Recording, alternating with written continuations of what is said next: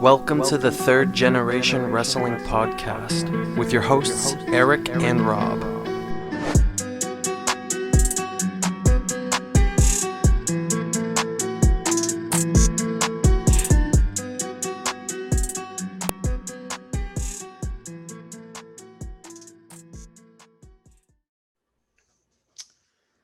All right, here we are. Here's again.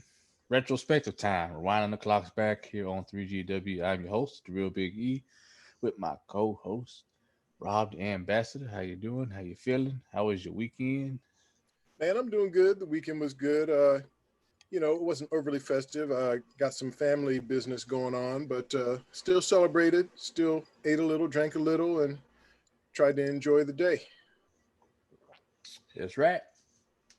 That's right. And this is a special retrospective we're doing because there's a lot of interwebs that went along with this pay-per-view as far as 3GW is concerned and the Countdown podcast is concerned. So, Right. and this show was chosen by that very host, MJ Book. How you feeling? I'm feeling great. This is a almost like a personal project. This one, because this is a very, very special event for me. This one, it's major. It's something I will always remember forever, and I'm always in thanks to the ambassador, and I'm always in thanks to you, the real Big E, for this one. Always thankful. Hey, well, not a problem. I'm glad somebody got used to that ticket. I'm sorry. But no, it's no problem. Seriously, I mean that though. I do. So we're talking WrestleMania 26, taking place from Phoenix, Arizona, 2010. Now, what we're talking about is, for listeners that maybe you're new here, maybe your first time watching. So 2010, let's go back. Rob and I had previously gone to WrestleMania 24. We missed 25, but we said, hey, let's go back. We need to make this a tradition. And we set it up, bought the tickets for Mania 26. I think it was like November we had the tickets, like right after they went on sale. Yep. I was in the Army at the time and just got out of training, got home. There was some chatter about me possibly being deployed, which definitely would conflict with me going to the show. And then I wasn't going, and then the decision was made final that I was going. So I was unable to go to this WrestleMania. And back then, there was no network to stream this on. It was either you ordered the pay-per-view, you went, or you had to wait for the DVD. And this is actually 2010, believe it or not. This is when WWE first started with the Blu-rays. So I first had bought it on Amazon when I was overseas, and I watched it. I already knew the results, which sucked, but I still watched it because I was supposed to go. MJ Book took my place, and I mean, who better to do it? Who better to attend the event and get to see, especially the main event, get to see that last match. So yeah, that's the backstory of how of WrestleMania 26. It'll always 24 and 26 will always stand out for all three of us. So yeah, I guess we'll get during the show we'll get into certain aspects of, like I said, those two attending, the atmosphere, all that stuff. So before we get into the card, anybody want to say anything? Any few words? Book, I'll let you go first. Okay, I appreciate it. For those watching over on the YouTube, what you'll see behind me are just pictures that were taken at that event. These aren't pictures that I grabbed from online or anything. These are pictures that me and the Ambassador Rob, this is our mementos that I was able to save and put online so I can show these. So some of these are just pictures of scenes around. Some might have me in it. Some might have the ambassador in it, but that's what you're going to see behind me. It's some of my memories of WrestleMania on a picture. Nice. Yeah, I have some pictures as well. However, I was not able to find a picture of me and the Great Dusty Rhodes. I will find that picture. I know it's here because I treasure that picture. But I think one thing we probably should say is that when you and I went to 24, we had an opportunity to meet some of the wrestlers at Universal Studios, and then we also met Batista at a book signing. But Book and I were actually able to go to Fan Access, which I believe this was the first or second year that they had started that. We actually were able to pay admission, get in, take pictures, and actually interact with a lot of the wrestlers. It was very, very cool. And that's, I think some of the pictures he shows will be from that event. And of course, who we each got to meet that are big wrestling superstars for us. I'm sure we'll say those later. We'll maybe save that later unless we need to say it right now. Oh no, I mean there's plenty of time throughout the show. I'm sure there's things when you guys were watching it back that you forgot about, and you were like, "Oh yeah," that's with everything, you know, things you haven't seen in a long time. So, WrestleMania 26 took place March 28th, 2010, Glendale, Arizona. Now, start time for everybody else, I think it was 6 or 7. But for y'all that went to the show, was like 3 o'clock in the afternoon? Yes, I believe that Arizona is 2 hours. We're in the central time zone now, all three of us. We were in the, I think it would be Pacific time zone, which is, 2 hours ahead of us. So yeah, it was an early start. It was in Arizona. It was very sunny out. The stadium has a roof, and the roof was open, but they would experiment having it open and closed because when it was open, the sun would kind of shine down and give a weird glare. So they kept kind of opening it and shutting it. But yeah, it was an early start though. And I remember when Rob and I flew down, being in Central Time Zone, going into a totally different, we were dead tired. And it was like, we got there, it was like, what, 5, 6, or 7? And we were wiped. We were just dead tired. So we just said, the hell with this. We're just going to go to sleep.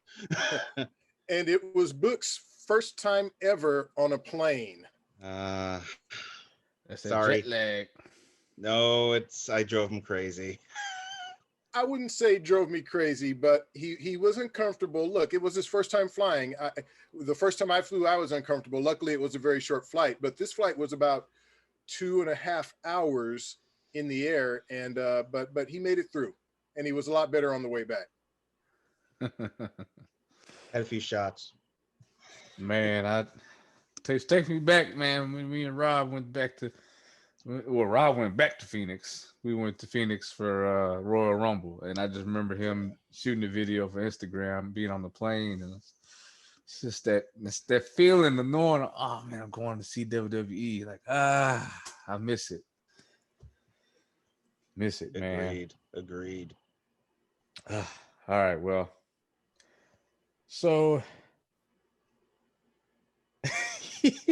I'm watching. Okay, so I'm watching the beginning of the show. I didn't see any other pre-match. I don't know what they did. I guess I don't know if they were still doing Sunday Night Heat at the time or what the marketing was for. I mean, again, I was in a country where this thing wasn't even being shown. So, but I don't know about y'all, but Fantasia doing America the Beautiful. She just up there just hollering. She was screaming. It was loud. It was loud. It was loud. And now we got to draw the line somewhere between hollering and singing, because you just sound like you hollering like a bird. Yeah, I like Fantasia. And I was excited to see her, but I don't know if she just got a little bit excited singing, probably the biggest audience she's ever sang in front of, over 70,000 people. And maybe the moment just got a little big for her. But yeah, you know, she was definitely had the volume up on her voice. Yeah. Definitely. But hey, I ain't mad at it. You know, I'd rather somebody turn up for Mania than be, phoning it in, or even worse, you could always have Fergie doing it. Oh God.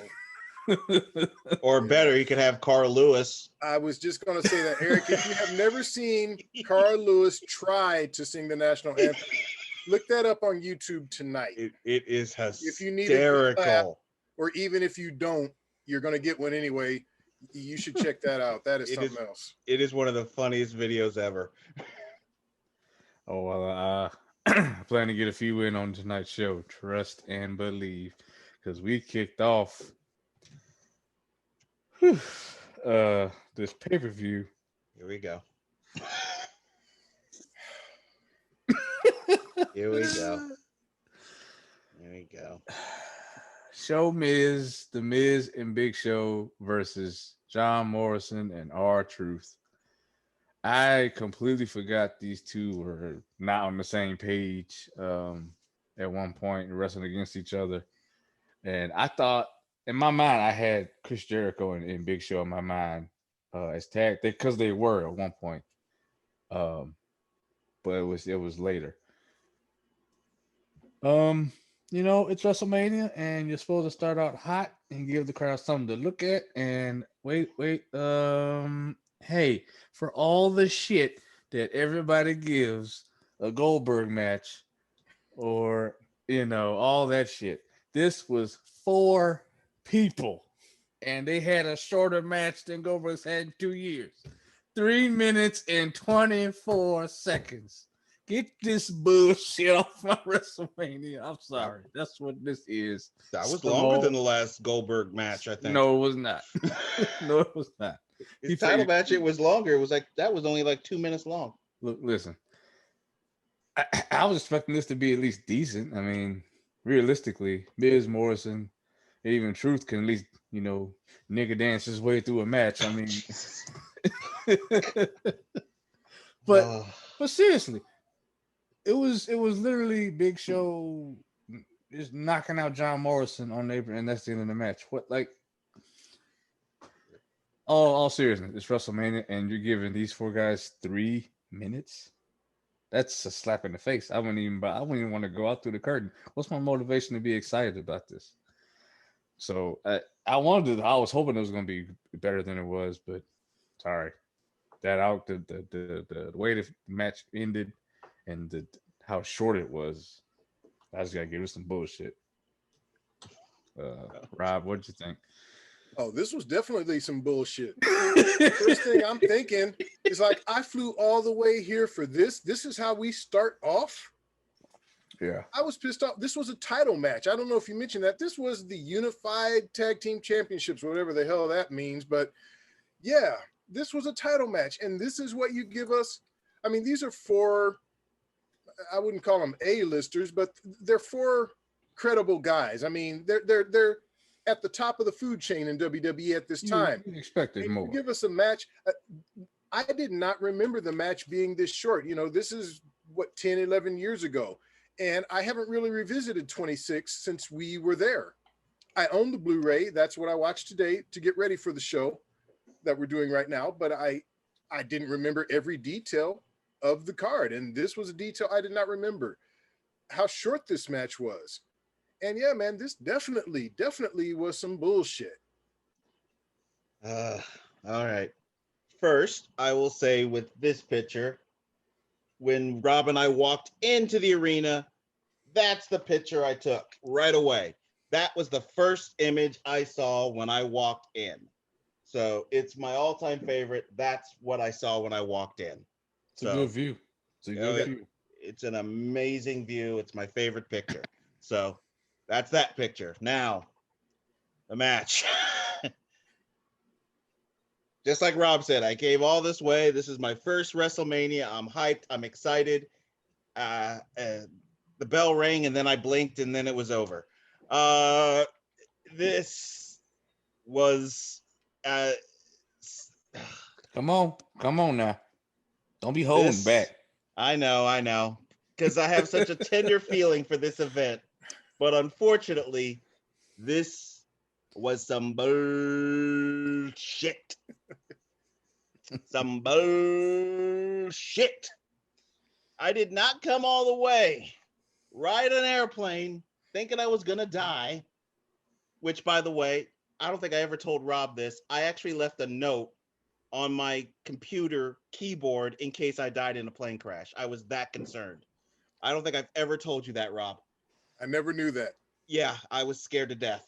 I did not come all that way to watch a match that's barely a match.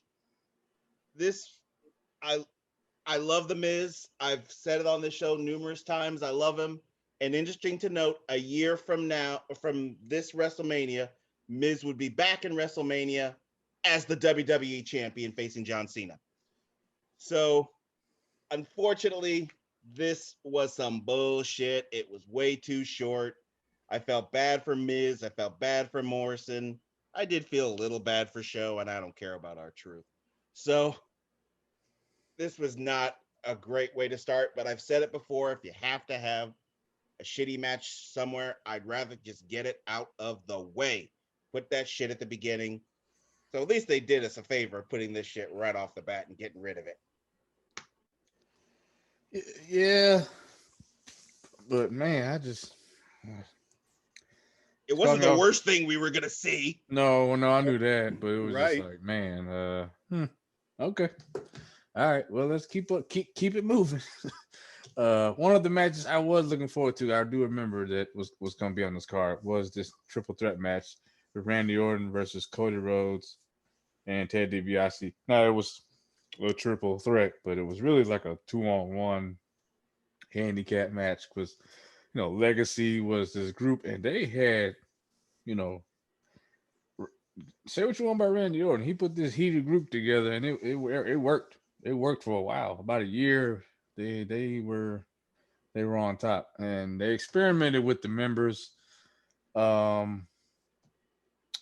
think at one point they had, I forgot that guy's name when they first started. It wasn't I don't think it was Ted DiBiase. I think it was Randy, Cody, and this other guy, but I forgot his name. He was Samoan. Yeah, it was one of the Snukas. There were a couple of Snukas who were there for a minute. I think one of them was named Manu. That's what it is. Yep. That's who it is. This should have started the show. Okay. This is how you set the tone right here. The crowd was 1000% behind Randy in this match. Obviously, it started off with the double team, and then the egos eventually would clash, and Teddy and Cody. I'd seen Cody in WWE still, but I thought this was a great match. I thought everybody played their part. Everybody did their part. Obviously, the teacher was dominant over the students. The double the double draping DDT. I love that. He punted Cody into eternity and then hit that nasty RKO on DiBiase for the win. And also note, Randy had gone like 2, maybe even 3 years without doing his pose. And this was the first time at WrestleMania he brought the pose back because he wasn't quite a babyface. He was that in between still, but he wasn't a heel either. And that was him kind of telling the crowd, I'm not a heel anymore. But he did the pose. Honestly, this is compared to that last match, I'm not gonna give it a superb, but it definitely was pay-per-view quality for sure.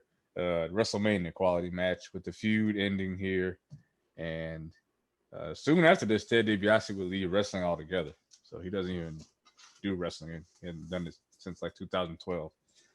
He hasn't wrestled. So, yep. Book. All right. Next picture. Look who I'm pictured with. Holla, player. Yes. Let me tell you something, player. He is a very, very, very tiny black man. I knew he was tiny, but damn it. Meeting him, I was like, damn, brother, you are tiny. But he was cool. It was cool to meet him. That wasn't the tiniest dude we met, though. Well, you got pictured with that one.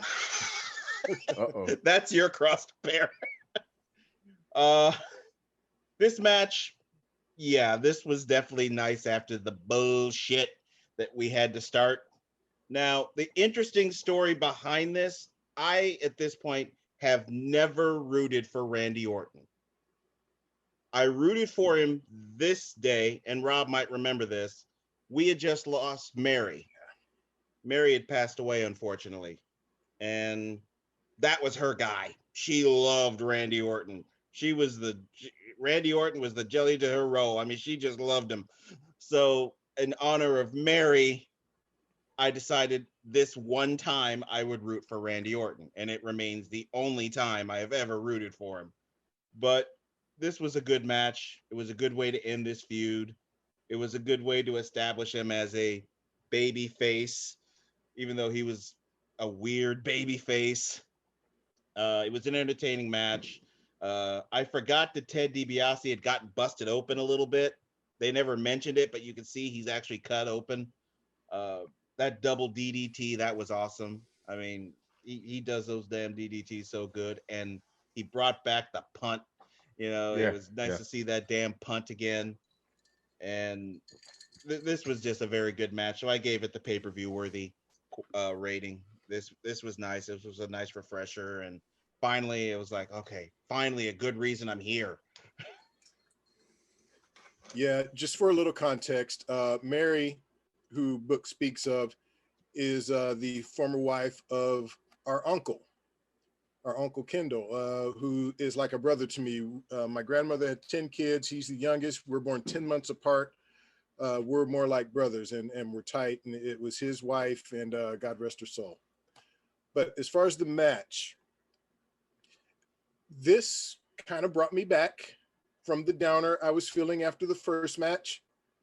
I thought all three of these guys put on a decent show. Was it spectacular? No. But it was definitely, I'm with you guys, it was definitely pay-per-view worthy, and it was a match that I would expect to see at a WrestleMania. So I'm back in, all right? I'm invested, I'm back in, and I'm excited. And in reference to Mike's picture, I also got to meet Teddy Long. I've got a picture with him. Also have an autograph of Teddy Long, along with some others, in a program that I ended up bringing back and giving to you, the real Big E. Okay, and book is showing the program right there. There you go. All right. I gotta go dig mine out now. So I got the I got this bar and I'm trying to make it, set it up. It's still in the early stages. Plan to get, stuff in the background here. So surprisingly, I looked it up because I was gonna have these posters for WrestleMania this year when you all came. They're really cheap. Posters, really cheap. Oh, yeah. They don't cost nothing. No, posters are all. I mean, I would think like even the classic ones would be expensive because they're rare, but they're not even those. It's just... The Piper one I have was like $8. Yeah, that was like 10 is like the high. I mean, most of them are like between $3 and $5. My Batman poster costs $19. That costs more. Well, that's probably more rare. Okay. Now I'm going to this next match a little jaded because I've seen one of these in person, and I stand by that it was the greatest Money in the Bank match at a non-Money in the Bank pay-per-view. I would have to really go through and double check that work, but I still think it is top 3 for sure.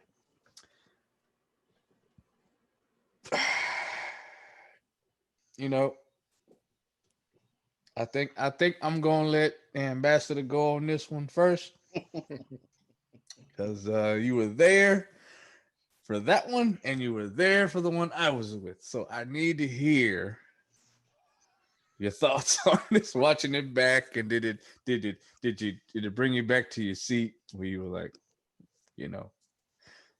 just take us there, man.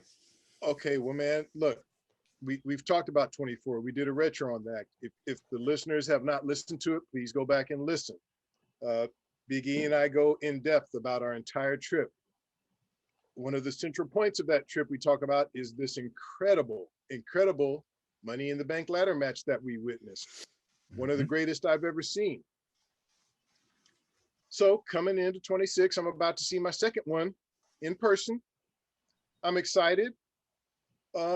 Some of the combatants in this one, look, Kofi Kingston, Evan Bourne, remember him? A great high flyer. MVP, Jack Swagger, Shelton Benjamin, who is a solid performer. So with some of the guys in this match, I'm thinking we could see some. The field looks great, don't it? It does, man. I'm thinking we could see a great match here. But look, in my opinion, I'm sorry, it was not to be. It was not to be. And maybe I'm judging it harshly because of the match I saw at 24 and some other matches I've seen. This one just did not live up to my expectations. I was disappointed. Look, the guys tried. Kofi tried to do his thing. There was a moment where he used a broken ladder and walked on them as stilts and then tried to climb it. It was cool. We also saw Kofi try to do a thing where there was a ladder in the corner and he tried to run up the ladder and kind of his foot kind of fell through one of the holes and it just didn't go quite well. There were some other sloppy moments here. Man, this was middle of the road for me. I could have easily went some bullshit on it compared to, but I didn't think it was fair to compare it to the ladder match that I saw at 24, which is one of the greatest that I've ever seen. That just wasn't fair.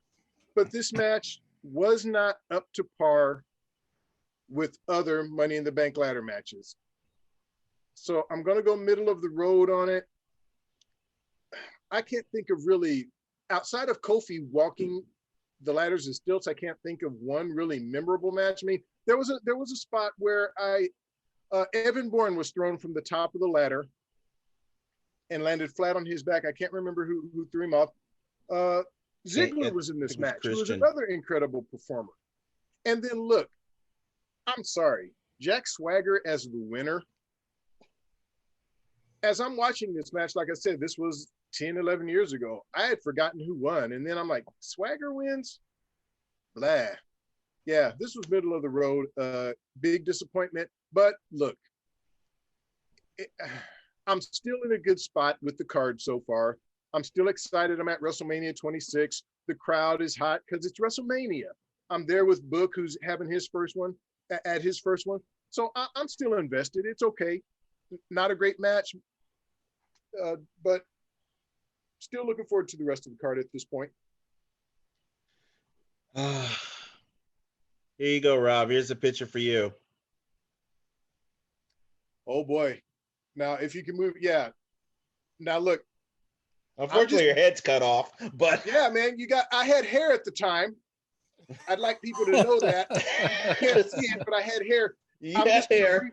I've already talked a lot, so I'm just going to briefly say, I don't know which Bella this is. To this day, I don't know whether it's Nikki or Brie. Because you couldn't tell the difference back then. But I tell you what. Now, I can't even tell right now. Obviously, she's beautiful. We all knew that before I even met her. But what you can't tell it in this picture, the amazing perfume she had. Yep, we always talk about this. Flowers grown in heaven. He's not lying. He smelled He's like. Not lying. Oh man, I'm telling you, that's what I remember the most. Not just how beautiful she was in person, but she smelled incredible. This is why y'all gotta watch the YouTube videos. Y'all can see these pictures. It's either Daniel Bryan is very lucky or John Cena, you're an idiot. But this Money in the Bank ladder match, I was so hyped to see this. I'm like, get to see my own Money in the Bank finally. Because I obviously know about the one you're talking about. It is one of the greatest Money in the Bank ladder matches of all time. No doubts on that. I'm excited about mine. And there's another wrestler that the ambassador didn't mention that we saw that I'm not sure if Rob remembered was actually going to be in the match. Drew McIntyre was there. Oh yeah. A young, fresh-faced Drew McIntyre. We got to see Drew before we even knew who the hell he was. This match, I tried to get behind it. At first, I gave it a pay-per-view worthy, and then I really thought about it, and I'm like, I can't. So I dipped it down to TV, and then I really thought about it. And it's like, you know what? This sucked. So unfortunately, I have to give it. This was some bullshit. For a Money in the Bank match, come on. And part of it is some of the people in it, it just didn't work. And not Evan Bourne, not Kofi, not Dolph, not Shelton, not even MVP. But there was just certain, like Jack Swagger. Seriously, Kane. I love Kane, but come on, man. This was not a very good Money in the Bank. It was somewhat disappointing. Evan Bourne was impressive because back in the day, he was a freak. The things he could do. But this was a disappointing Money in the Bank. Like Rob said, I'm still invested. Back then, I probably would have given this like a pay-per-view worthy because I was just so excited. But looking back, nah, this was some bullshit. It was not a good Money in the Bank. Thankfully, not the worst because that was only like a year or so ago. But not good. Yeah, and there were 10 guys in this match. I don't know if maybe that was too much. Oh, it was definitely too much. Let me hit this real quick. Oh, jeez. This was Here we go. man, this was the biggest fuck you I've ever seen. Oh, God. Oh, wow. Come on. Maybe not the biggest. No, it's not the biggest. But this could damn sure go fuck itself. I mean, Jesus Christ. Oh, man. You got 10 people in this match, and it's so sloppy. Drew McIntyre looks out of place. Kane, got Kane big ass on ladders. That's never look right. And the people that make these matches, like Evan Bourne, like Kofi Kingston, like Shelton Benjamin, were afterthoughts. They weren't even. I mean, I forgot Evan Bourne. I saw Evan Bourne come out, but once the match started, I forgot he was in it because he was barely in it. And listen, this was god awful. There were no real spots in this match. Kofi using stilts to walk. That was it. Like that was the highlight of the match. This was weak. Okay, I've seen with my own eyes in person 10,000 times, but I'd rather watch that bullshit they put on at the Titan Towers in this shit. No. Ever again. No. Yes, I would. No. That at least was funny. No. I can't go there. Sorry, Big E. You were on your own on that. I will live and down that sword myself. Okay. That was a shit show. This, I mean, Otis won that match. You do know come that. on. I mean, that's far worse than Jack. I'd rather have Jack Swagger than Otis. They on par. They that's a lateral move, in my opinion. Okay. So, yeah, I was not enjoying. I didn't enjoy this match at all. Evidently. So, okay. So from that to so this is when Sheamus was on the come up, and I'm curious. Do y'all remember back in this was 2010, so 2009 TLC when Sheamus beat John Cena for the championship? It was a tables match. I always wondered, was that supposed to happen? Because it didn't look like it was. Because what happened was John Cena got knocked off the turnbuckle and fell through a table, but it looked like it was on accident. And that's all you have to do to win a match when it's a tables match. But Sheamus did keep the championship all the way until February, and that was in December. So I don't know. Maybe they just ran with it. I don't know. But he decided to run up against the Game, the Cerebral Assassin, Triple H. who, if you're basing his care level on his shape, he wasn't exactly in tip top shape, but at the end of the day, he still, in my opinion, put on a damn good match. It's like we're flip flopping here. We get some bullshit and then they give us some good shit. They give us some more bullshit and they give us some good shit. This match was slow to start, but it picked up. There's a lot of near falls, and this was a big deal for Sheamus. And I like how Triple H did the callback during the promo of him and Warrior. That I called out a big dog too when I was coming up, and I got my ass kicked. Wasn't that match over in like 10 seconds? About 2 minutes. Yeah. So this was pretty good. I hate that one of the things, and I'm gonna talk about the two things that really bothered me during this pay-per-view out of everything. And if y'all know me, y'all know what it is.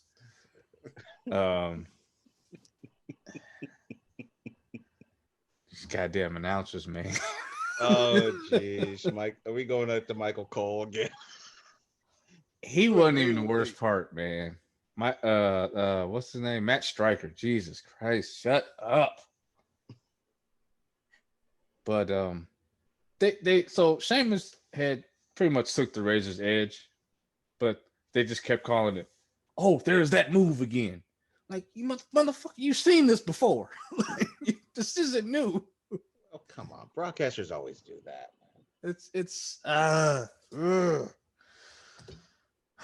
But anyway, I thought this was well paced. Thought it was a good match, hard hitting. Triple H, kept trying to hit that pedigree, and Sheamus kept countering, and the crowd was really into it. And I thought that was really good psychology for the match. These two had good chemistry for this match. And, to me, I mean, you could go heads or tails if you think the right man won or not. I'm not sure for the time. Sheamus was trying to come up. Triple H was more than established. Didn't really need to win. But I'm still glad the game won. Definitely giving this pay-per-view worthy because it's the game.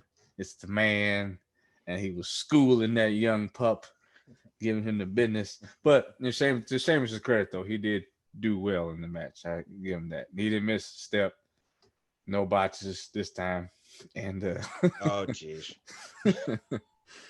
And man, Sheamus, he's ripped up now, but man, he was pretty damn jacked back in 2010. So yeah, pay-per-view worthy. No problems with this match at all. Rob. Okay, well, if I can for a little bit go back, before this match, they did have the announcement of the Hall of Fame inductees. So I just quickly want to run through those. We had Gorgeous George, who is a major influence on the business, from everybody to Nature Boy Ric Flair to Shawn Michaels, Playboy Buddy Rogers, any of the bleach blondes who came later. This guy was it. Gorgeous George was even an influence on the great Muhammad Ali. Muhammad Ali loved his flamboyance, his robes and everything. So he was inducted posthumously, but his 97-year-old former wife was there to accept for him. Also, Antonio Inoki, Japanese legend, Mad Dog Vachon, who is he the father or the uncle of Luna? He's Luna's father, correct? I was going to ask y'all that. I think it's... I want to say uncle. He's her uncle. I think it's uncle. Okay. I was going to ask y'all that about I think it's uncle. Yeah. Okay. Yeah. And then also we had Wendy Richter, who was very instrumental in getting us to WrestleMania. It was the two matches that she had with the Fabulous Moolah, the Brawl for It All and the War to Settle the Score, that were televised on MTV, that led up to Hulk Hogan teaming up with Mr. T and challenging Rowdy Piper and Paul Orndorff in the main event at WrestleMania. Those two matches, she was very instrumental in WrestleMania. So that cannot be understated. And then we also had Stu Hart, obviously the father of Bret and Owen and the rest of the Hart fan, Natalia's grandfather, I believe he would be.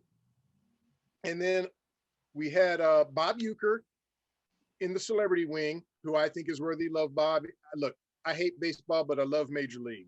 Bob was great in that. And then Ted DiBiase Sr., whose son had wrestled previously on the card, lost to Randy Orton, but who was inducted and who has recently been featured on NXT. So yeah, so I just want to get that in. Those were the Hall of Fame inductees for this year. As far as the match. Let me I appreciate that. And that's why I have Rob here. Rob is my co-host for a reason. I forget shit, and that's why he's here. Hey, no worries, no worries. As far as this match, though, I'm with you. Once again, pay-per-view quality. I actually thought coming into this match that Sheamus was going to win because Sheamus, like you said, he was on the come up and he had made some noise. You talked about the win over Cena. And it was said that Triple H, of all people, was one of the biggest fans of Sheamus at this time. So they come together for this match, and I'm thinking maybe this is a passing of the torch, but it wasn't to be. The game took the young buck to school and came out with the victory. A solid match, but just nothing special. So I can't go superb because it wasn't there. So got to go pay-per-view worthy. Next picture. This was from WrestleMania Fan Access. The Road Warriors, my favorite tag team of all time. There is a display that shows all kinds of memorabilia from wrestling history. It's all the Road Warrior thing. And of course, I had to take a picture of that. That's my team. Those are my guys.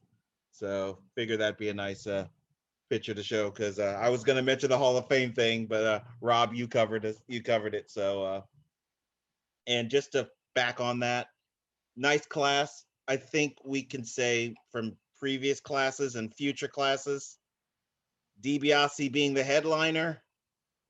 Okay, so it wasn't just me. It wasn't kind of a weak class. No, you're right. You're right. With DiBiase as the headliner, with all due respect to Ted DiBiase, yeah, that was one of the weaker classes that we've had. That was a very weak one. Not to say that they all don't deserve it. They all do, but it just wasn't a good class, unfortunately. This match,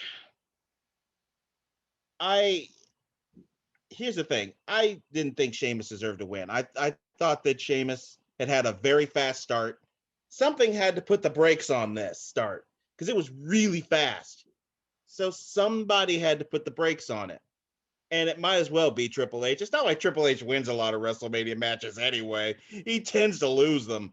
So, hey, let him get this one. This, though, was a very good match. At this point, maybe I'm crazy, but I thought it then. I still think it now that at this point, this was the best match of the night. At this point, I was totally invested in this match.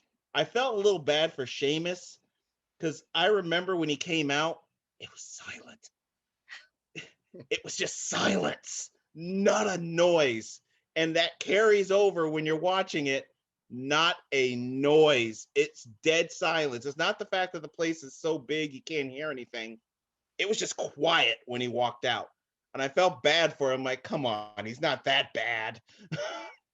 But this was a good match. Triple H, seeing that entrance at a WrestleMania, he's got one of the best entrances because he's got one of the best themes in wrestling history. So seeing that live was awesome. Glad he got the win. This was a good match. It went back and forth. Saw some technical moves out of Triple H going for the figure four. This was a very entertaining match. And once again, back fully invested and enjoying WrestleMania. So for me, pay-per-view worthy. Okay. All right. Hey, can you pause this real quick? I just got to set up this new crate, and then I'll be right back. Yeah, sure. All right. All right.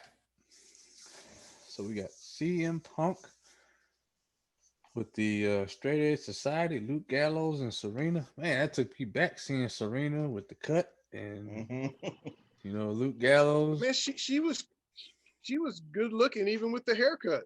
Yeah. Yeah. I wasn't knocking it. I was just wondering, like, why did they do all that? But hey, here's what it is. That was the sacrifice you made. Yeah. He'd bring you into the ring and he'd shave your head. So they did this whole ordeal. I mean, I don't know if this was a callback to when Ray did this whole thing with Eddie, but I I have problems when they try to bring in real families. And when I was watching the video package of Ray singing "Happy Birthday" to Aaliyah, I was like, man, this is kind of cringe, actually. And I just felt bad for Ray. I'm like, man, I love this guy. He's a fantastic future Hall of Famer, but they put him in some dumb shit. Uh, but I've seen these two work good matches before, and so I said, okay, I'm going to this, stupid stipulation aside. Ray loses, he has to join the Straight Society. Ooh, so what, he wears a black mask and black tights, but still is Rey Mysterio. So, any event, it's WrestleMania, so Ray's gonna come out with a costume theme, and he was Avatar this time, so that was nice. And it was cool to see CM Punk come out with his old school theme with the Straight Edge Society. He had the long hair going, that was still cool. But I thought the match was just okay, not bad. Uh, I don't know. I just felt like it was anticlimactic. That's the word I want to use. It was anticlimactic to me. The crowd was 50-50 as far as being into it. I felt like obviously seeing Rey Mysterio hit 619 finally, and the splash was good, but I don't know. I didn't hate it, but I didn't love it. So I guess that leaves it middle of the road for me. So that's where I'm at with this match. Ray did win the match, by the way, so he was able to go back to his family. Whatever. Book, what did you think? Well, next picture. Thankfully, Cody Rhodes didn't show up, so the Triple H throne survived. But that's me in front of the Triple H throne, and That's the real throne. Yeah, Nice. yeah, and that's not the real Triple H standing there. It's a cutout. But but it was cool to go to stand in front of the Triple H throne. I should have done that right before the previous match, but I forgot I had it on there. As far as the crowd being in it, maybe it was the area we were in, but there was a lot of Latinos there. A lot. Oh no. Trust me, that place was solid Ray. A lot of Latinos were in the house, a whole bunch. So I don't know if it was just the section or what, but man, there was a whole bunch. That place was solidly for Ray.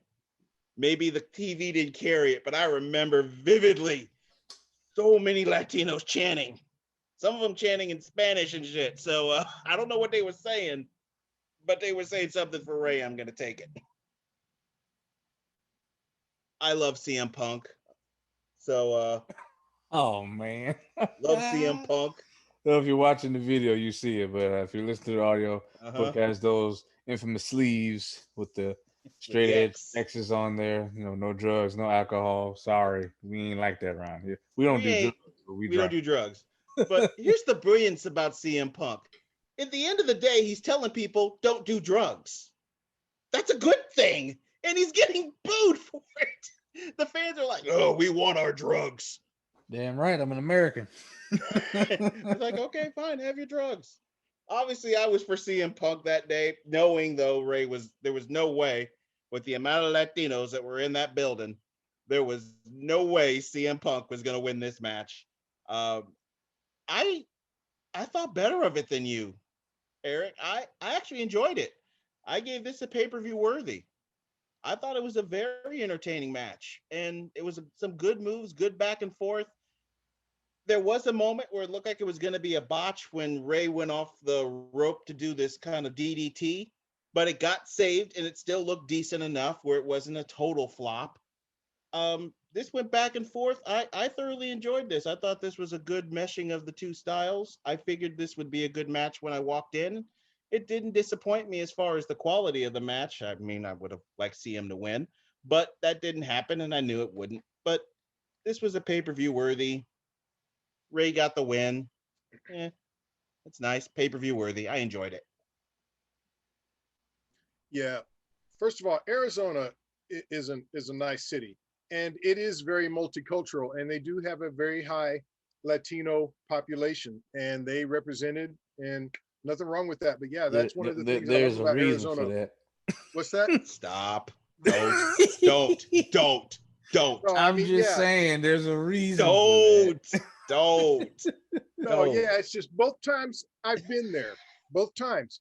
Like it's very multicultural. Hey, and once you've been stopped by Border like Patrol, I've been stopped by Border Patrol. So I look. All right, JBL. No, I'm just saying. Burn. Shot to the heart, baby. Damn. No, but real. I mean, I'm just joking. But I went to visit a friend in Arizona once, and I got stopped by Border Patrol. It was kind of like, and it literally, they weren't looking for anything, no drugs, none of that stuff. They're looking for people. I'm not hiding nobody in here. Okay. Yeah. Well, anyway, to the match. I expected a lot from these two. Now, like you, Biggie, the story, Ray involving his family. Yeah. This was after Who's Your Poppy with Eddie, I believe. Yeah. Yeah. They keep trying to do young Aaliyah. We saw young Dominic. I mean, all that's kind of interesting, but like you said, a lot of it kind of cringeworthy. The match itself, though, I gave it pay-per-view quality. I think these guys are capable of better, but here's what I'll say. I thought the work they did was solid. I was surprised that they didn't give these guys much time. I believe this match was only about 6 minutes long. Yeah, and you're talking two of the greatest performers in WWE at the time. You can't give them longer than 6 minutes. I think with a few more minutes, they could have really told a good story and got this to maybe superb quality, maybe an instant classic. I mean, we know both of these guys are capable of that, but I just felt like the length of the match hurt them. Still, it was pay-per-view quality, though. 6 minutes, 30 seconds. Yeah, come on. For Rey Mysterio and CM Punk, they deserved more time. Definitely. Yeah, I started thinking like maybe Triple H went a little long. You know, I don't know what it is with him. He just got to have a long match. His match, and it wasn't even. I mean, well, he's got the opportunity to ask for it. Well, look, the next match we're about to talk about. Oh, Jesus! 10 minutes longer than this one, and in my here we go. You know what? I guess maybe that's a lead in. I'll let you take it over. Yep, I gotta go get a fireball shot for this one. I take back what I said. I'm sorry, Hunter. No, Vince took the time out of that shit because he said, "Oh no, I got to put myself over tonight. Win, lose, or draw, I'm getting put over." There's no way. There's just absolutely no way I could go first on this because I've heard about this match from the ambassador for years and years and years. Because I remember. I think I was talking to you via email because that was the only way I could get a hold of you back then that year. And I said, "Hey, well, you know, how was the show? We on WrestleMania? How was it?" And you were like, well."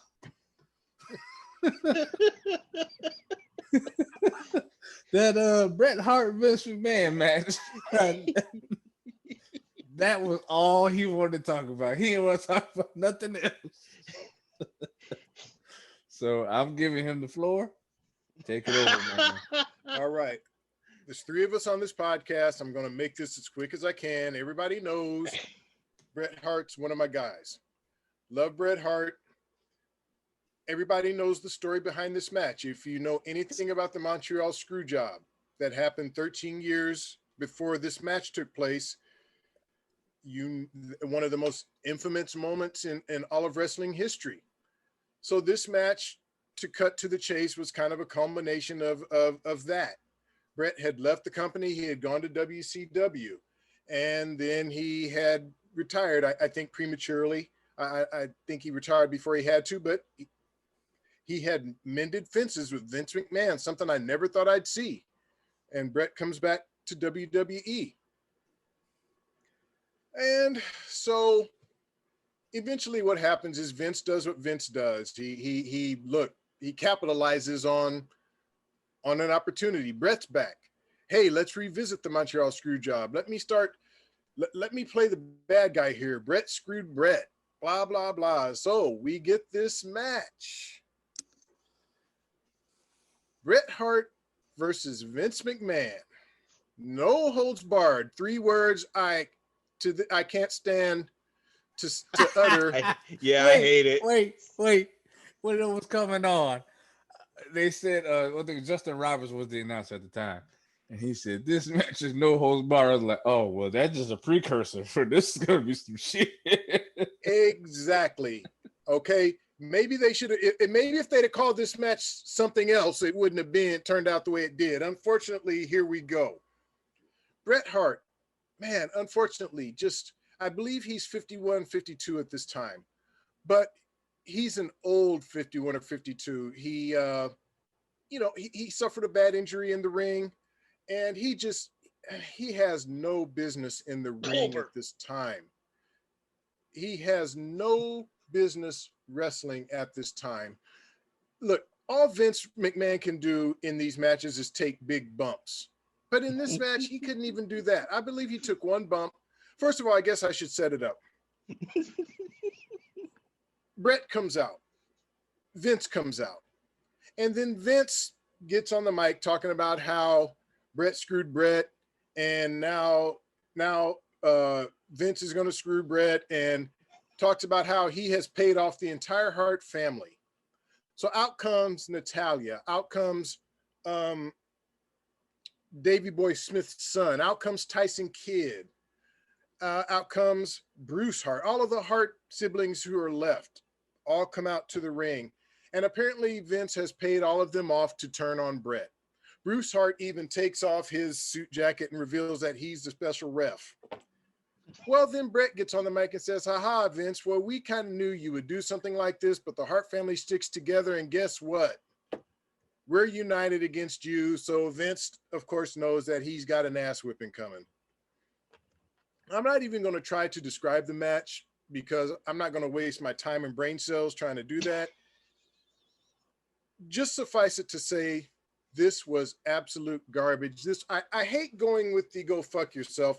It's somewhere to me between some bullshit and go fuck yourself. So I don't know if I can say go fuck some bullshit. But this was an absolutely horrible, horrible match. I hated to see my guy be a part of this. He wins the match by applying probably the worst sharpshooter I've ever seen Brett apply. Everything that happened leading up to it was just here. Now I'm back to the point of, okay, I traveled all the way, halfway across the country for this shit.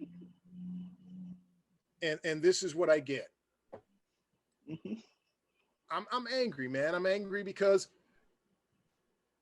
I believe this was Brett's final match, and he had no business being there.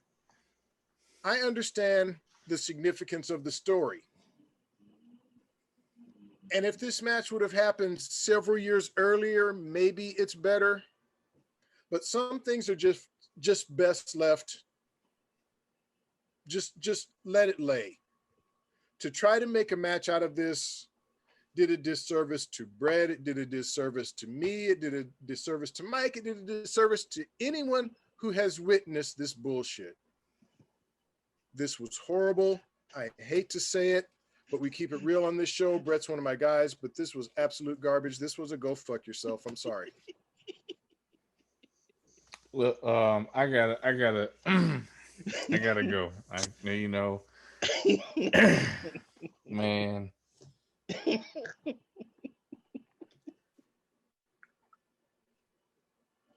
He's actually gonna think I'm crazy.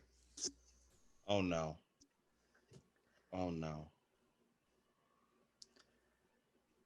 I'm not gonna go nuts, but I went because I went in with low expectations because of the conversation we had. So, and I wasn't there live, so I'm pretty sure being there live, it's different. You're seeing it from different angles, and the letdown's probably that much deeper. But for me, I it was so bad that it was funny, and it almost entertained me, almost. But I look at it, I look at this match, and I had to think about it. I was like, okay, would this fit on TV now?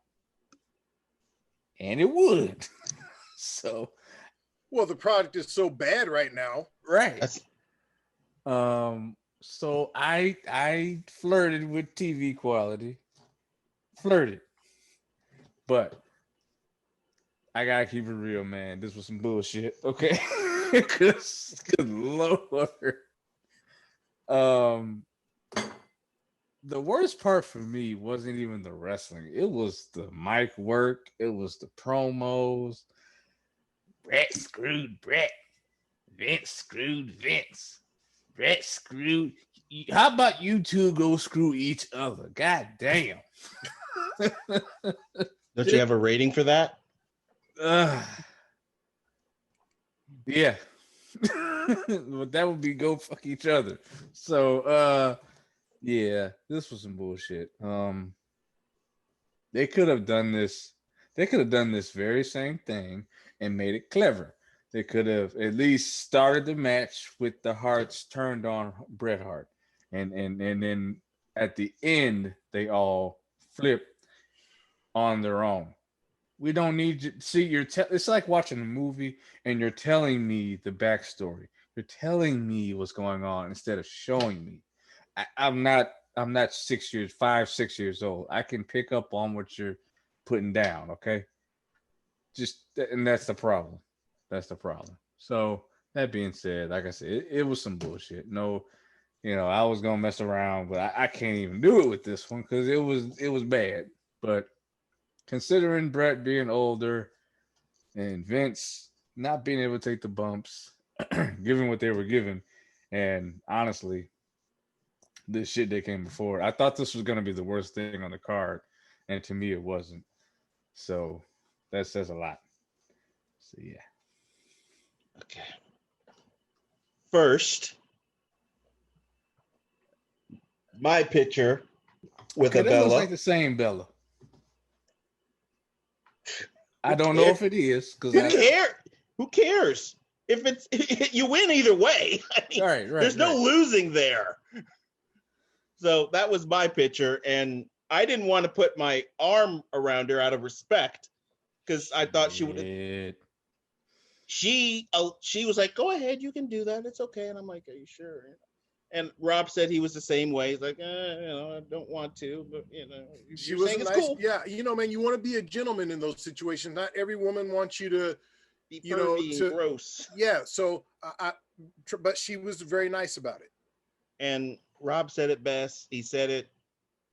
These are the best smelling women I've ever smelled in my. I mean, I don't know what the hell she was putting on, but damn.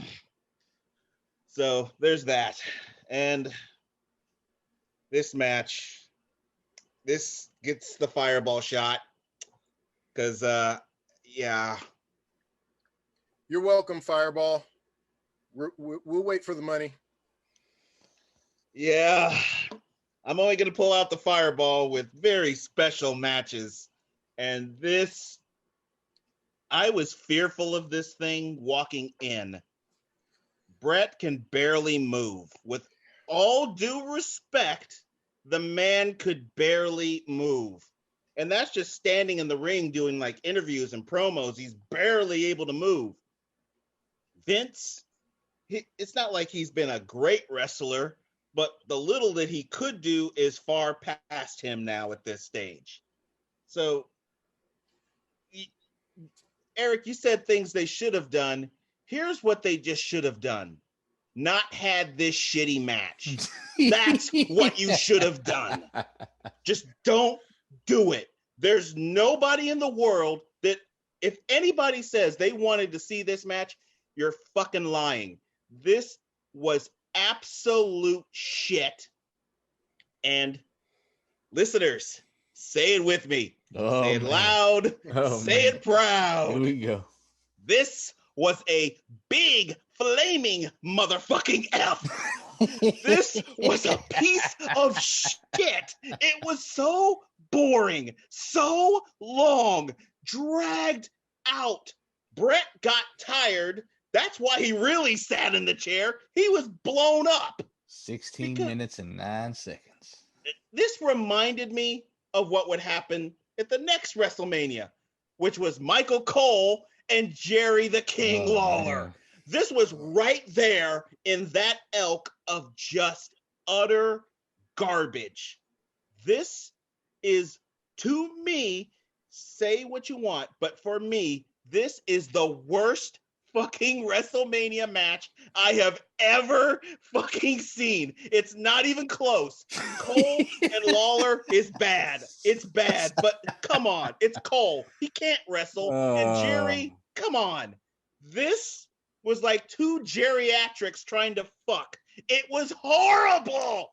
This match was disgraceful, disgusting, and at this point, I kind of wanted to leave. It was just bad. And I had to witness it. My eyes have still not recovered from that disgrace. And for this, which I picked it, I'd have avoided this match. I own this, and I just never watched this. I rewatched this, and Jesus Christ, this thing is worse now than it ever was back then. This is a public service announcement brought to you by Third Generation Wrestling. If you don't want to watch bad wrestling, please avoid the match Bret Hart versus Vince McMahon. We now return you to your originally scheduled program. Fucking F. Oh, man. I mean, it is what it is. I don't think we really need to go any further. Nope, we don't. We can sit on this all night. But I think we want to get into the next match that caught me by surprise. Well, there's one thing that happened before the match. The moment I was waiting for when they announced the attendance. Oh. I'm always interested in the attendance because It's always bullshit. I know, but I'm a part of it. So for me, it was kind of a big deal that I was a part of it. It was 72,219. Yes. I remember. I will say this. I know that it was not a sellout, even if you watched the Blu-ray closely, but being there in person, you definitely could see some of the seats at the very top were not filled. So it was not a complete sellout. But look, man, 72,000 people, even if it was 70,000, we know WWE exaggerates these numbers. It still was a humongous crowd. Well, they do exaggerate, but at the same time, they also count the talent, the staff, and everybody backstage. They're counting the bodies in the building, not they're just counting the fans. everybody. Everybody. Right. So, okay. Now, I knew this match was on this card because well, quick backstory. I forgot to mention this earlier. Because I couldn't go to WrestleMania, Elimination Chamber, which is always what used to be the pay-per-view before WrestleMania in February, it was in St. Louis. St. Louis is only 3.5 hours from here. So I bought a ticket. I went to Elimination Chamber, and it was one of if not the last time me and my parents took a trip together. I was going, but they wanted to go with me because they knew I was going overseas. So that's kind of how that went down. They paid for the hotel and all that stuff. So it was cool. And actually, one of my uncles worked at the stadium that show took place. That's the infamous Undertaker getting burned on his way out. Wow. I was there. And that's where Chris Jericho took the title from Undertaker in this match. So that's how we got Edge versus Jericho. Edge had won the Royal Rumble that year, and then we got this match. And I'm like, Edge and Jericho, I guess. Watching this back, wow, I was impressed. This caught me off guard. I enjoyed this match. The counters, I enjoyed, I don't know. Something about this match. I think because I went in with low expectations and they actually were blowing them out of the water. When I saw the Code Breaker, when Edge was going for the spear and Chris Jericho countered with the Code Breaker, I thought that was awesome. I just thought the near falls, everything to me just worked in this match. And I know Jericho, everybody won this match thinking Jericho was going to lose because the way he won the belt in the Elimination Chamber. But Shawn Michaels came out and super kicked Undertaker, and that's how Jericho won the belt. And that's kind of how we got to the main event of this show. So everybody thought Edge was going to win. Edge got in the bag, and that was not to be. Jericho did, it was underhand, some cheating. He hit Edge with the championship and then hit the Code Breaker to win the match. But I still thought this was great. Honestly, to this point, this was the best match on the card for me. I was really invested. And I haven't given this grade yet, but I gotta give this. I give this a superb. I really do. I enjoyed the hell out of this. I didn't think I would. The post match scared the shit out of me because of the spot. I was like, especially when you know what you know now about Edge, and you really took a risk there, brother. With the spear through the barricade, and Jericho, I don't know how he got up after that. I mean, his head was like it just snapped back.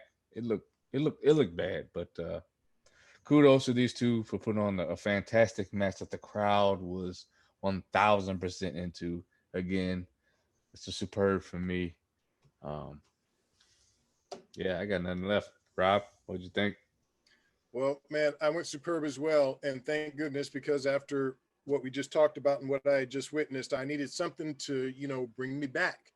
I know what the main event's going to be, and I'm jacked for it, but I needed something to kind of, get the juices flowing again. And this match did that. I knew coming in that these guys were capable of giving us a good match, but you just never know if it will play out that way, especially after what we've seen tonight.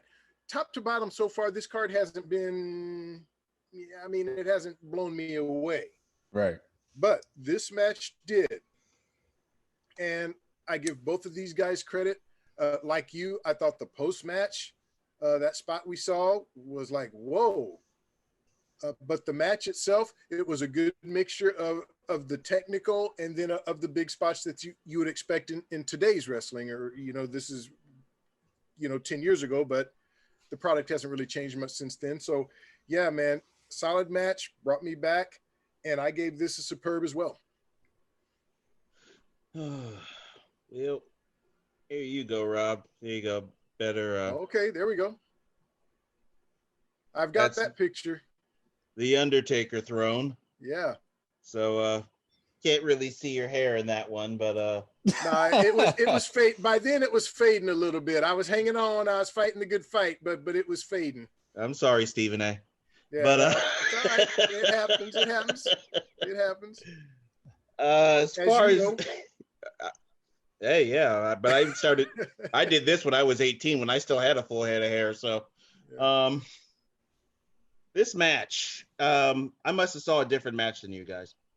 Oh no. Oh okay. Man. I must have saw a different match. Uh-oh. Now, it's not bad. It's not like I'm going to say F or anything like that. I gave it pay-per-view worthy. Okay. All right. It's not a bad grading. All right. No, that's good. I just did. Here's the thing.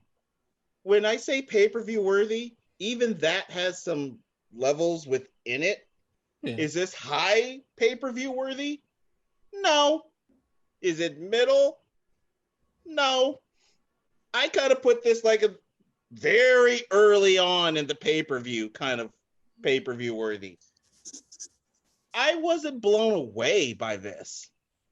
I'd seen both of them do better in better matches. Jericho, obviously, when I think of WrestleMania matches with him, I think of his match with Shawn. So when he has a WrestleMania match, he already has a high bar to climb just for himself. Edge, seen him in better WrestleMania matches as well. It was a good match. I'm not shitting over it. It's just it was pay-per-view worthy. It was nice to find, to have another good match because the switch keeps going on and off, on and off, on and off with the matches. So it was kind of nice to have this. Needed something after the absolute dregs that we had just witnessed. So it was nice that they brought this match out. Thank God they chose this match next instead of what ends up after this. But I was enjoying the match. What we didn't realize at the time was we were actually witnessing what we thought was going to be the last run of Edge. Because next year, WrestleMania, he was facing Alberto Del Rio.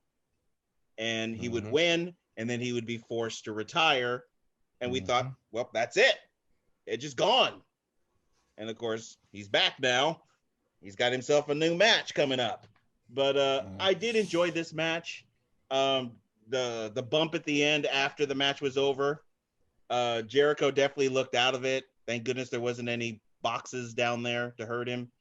No metal painted boxes like in AEW.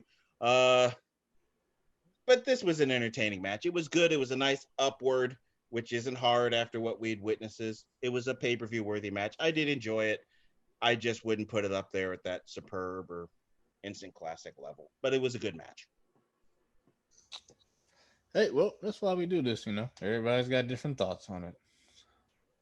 All right. I don't think we'll have a different thought on the next one.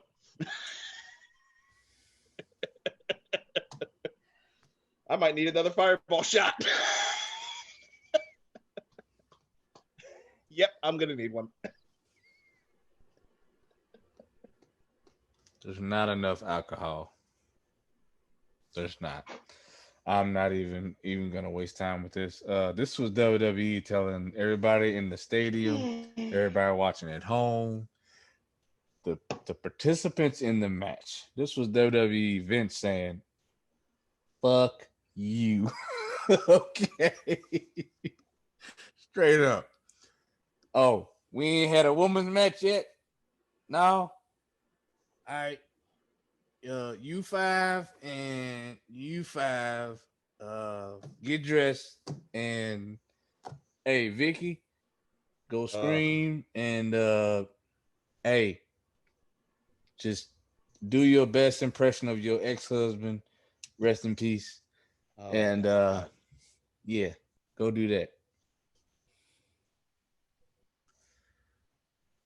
Oh man, I don't have the words, man. I don't. I really don't. I mean, I'm sitting here watching. I'm like, you could have put on a better pillow fight than this. I've seen what they do, the chocolate pudding matches that was better than this. The Miller Lite Catfight girls. That was better than this.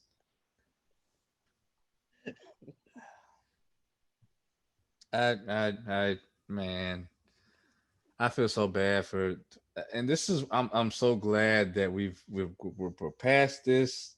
Women actually get time in the ring and they get real matches. They get treated like women, equals to men, and honestly, half the time they have better matches than the men, which says they really dropped the ball.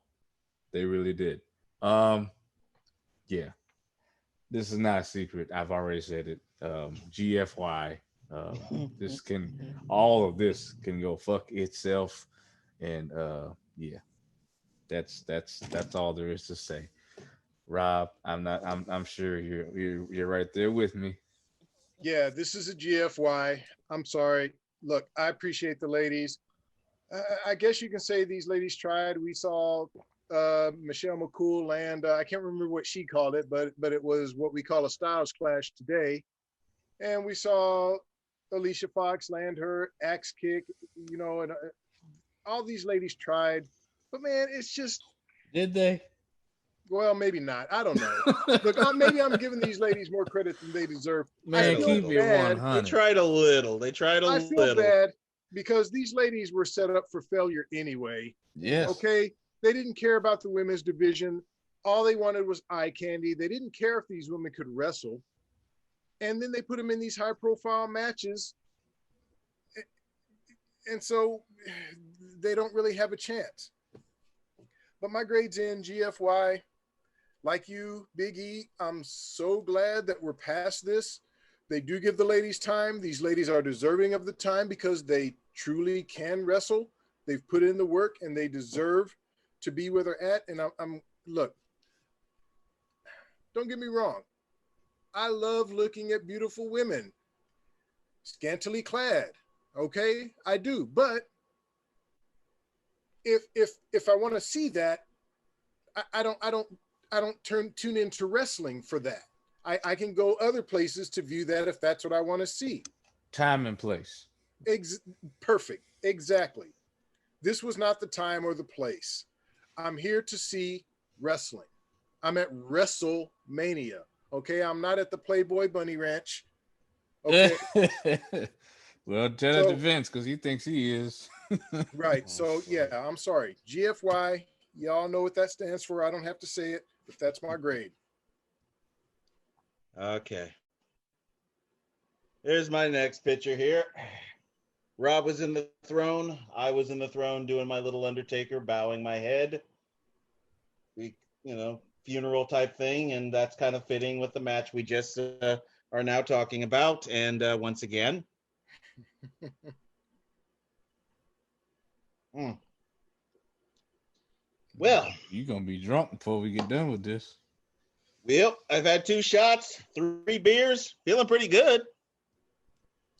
Could have used it while I was watching this match again. Well, yes, a lot of eye candy, and this is back in the day. I'm not even going to say this was the women's because this was Diva era. This was total Diva era. Butterfly belt and all.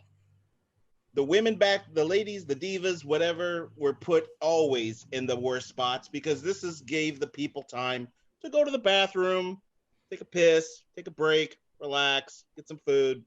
This was your moment, was this match. You had to do it quick, though, because this thing ended so quick.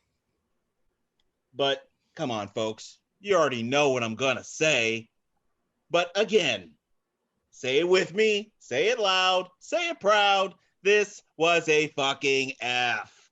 Now, about the only funny thing in this whole thing was when they said hog splash. That was actually funny. God. That was actually funny. No, saying it, not the splash itself. That was ugly. But calling it a hog splash, that's fitting. That's perfectly fitting. And I'm not making a joke about weight or anything. It was just ugly. I mean, she was trying to honor Eddie. Rest in peace to Eddie. Respect that, definitely. She did the little shake thing. We respect that. But even Eddie would have looked at that and said, yeah, you may need a little work on that one, Mamacita. I mean, that was pretty bad. This was torture. Thank goodness this was short. That's about it. At least it was short, but you felt bad for people like, oh, geez. I don't feel bad for any of them except for Beth Phoenix, Gail Kim, I felt bad for. Mickey James, I felt bad for. The rest of them, I could care less. Even though we had Mrs. Undertaker and Mrs. Miz involved in this. But this was torture. Thank God it was over. Fucking F. Just terrible. But that was the state of the women's division at that point. Just a mess. Yeah. I wanted to leave at this point again. I couldn't imagine. I mean, so like the only WrestleMania I've been to was 24. So I can only go off of that. And the women's match there, the damn power went out. And they had to wrestle on the bright lights. on the Lucky you. spotlights. Lucky you. It wasn't this though. That match was actually decent, you know, and Snoop was a part of it even. Yep. So Again, lucky you. We didn't yeah. have any of that shit. And we At had a this roof point- open. At this point, I'm kind of feeling bad because we're about to the main event, and I'm feeling like, you know, Mike flew all this way. It's his first WrestleMania, and we've sat through a card that has not been Nowhere that good. near Yeah. 24. It's half and no, half. it hasn't been very good. No. But we have Undertaker coming up against Shawn, a match that we were both very nervous about. And at this point, I'm just hoping that this match can make up for the rest of the bullshit that we've had to sit through. Well, before we get there, we got the WWE Championship match. Batista versus John Cena. And yet again, I had to throw back. I was at Elimination Chamber. So I saw the Elimination Chamber John Cena was in, where it knocked off Sheamus and got Retribution. And I'm sitting there, I'm like, that can't be it. You know, because the previous Raw, Batista had told John Cena, the next time you see me, you'll wish it was a nightmare.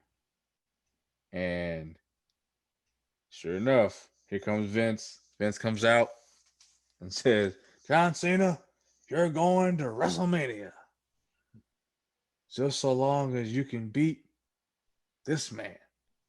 And I had been watching wrestling long enough to know that it was Batista coming out. This is after Elimination Chamber. And John Cena took a hell of a beating. Batista comes out. John Cena rocks him with a right hand. Batista gets pissed. Big boot. Batista bomb. Out. New WWE champion. Just that quick. Loved it. So fast forward to this match. I loved heel Batista in 2010. That's the best he's ever been. He was able to speak from the heart, and his promos. This is somebody that has said over and over again that he is shy, he is, quiet, he doesn't even like to talk. But his promos were on point in 2010. Like, they were great. He was a great heel. And all he did was just say how he felt. Look, John Cena, you were handed the torch was passed to you from Stone Cold Steve Austin when it should have been me. I was more over than you were. And for the time being, Batista was. Let's just keep it real. He really was the most over person in the company for a while. But he didn't connect with the kids. His character could connect with the kids, and that was the missing link. But John Cena with those Fruity Pebble shirts, that worked. And I love the fact that they had history to draw back on. The fact that Batista broke John Cena's neck. I was also at that pay-per-view, SummerSlam 2008. I was there. First time they wrestled. And he broke his neck. And leading up to the match, it was just Batista time and time again to get the upper hand on John Cena. Then we get this match, and I'm thinking, well, I guess Batista has to lose because this is how WWE books. This is what they do. And the finish didn't piss me off more than John Cena's entrance. Not one person in his immediate family, anyway, is military. And if you think because you made that shitty fucking movie, The Marine, that you get to salute, and it's a terrible salute too, by the way, and have the Air Force walk you out to the ring, fuck you, John Cena, okay? You arrogant bastard. You do not get that respect from me, an actual veteran, war veteran, right here. I'm off my soapbox now. Getting to the match, I thought this was okay. Again, I saw their first match in person. John Cena, Batista, SummerSlam 2008. Saw that very first match in person. The crowd was hot for that match. People were torn for that match because you always got your Cena fans, but there was a lot of Batista fans too. And I thought they really did a great job in that match. But here, it just felt like they were trying to call back to that match too much. And I think that's where this one kind of slipped down, if I'm being real. It was still pay-per-view quality. And the only reason I give it that pay-per-view worthy is the crowd.